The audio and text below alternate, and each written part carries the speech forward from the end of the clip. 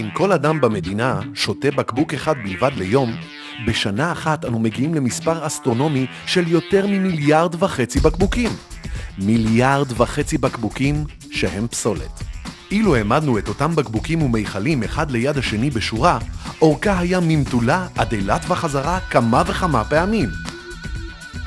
חוק הפיקדון נועד לצמצם את ממדי הבעיה. זה כה פשוט וקל, ממש משחק ילדים.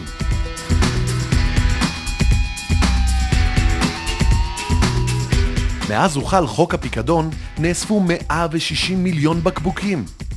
בחודש ספטמבר 2002 נאספו 23 מיליון בקבוקי בני פיקדון, ובאוקטובר 28 מיליון בקבוקים. בקבוקי הפלסטיק, הזכוכית ופחיות השתייה שנאספו מועברים למחזור. בזכות חוק הפיקדון כולם מרוויחים. מחזור זה רווח נקי. פחות הרים של פסולת, פחות לכלוך בערים, יותר דמי כיס, חיסכון ביבוא חומרי גלם יקרים ובעלויות ייצור.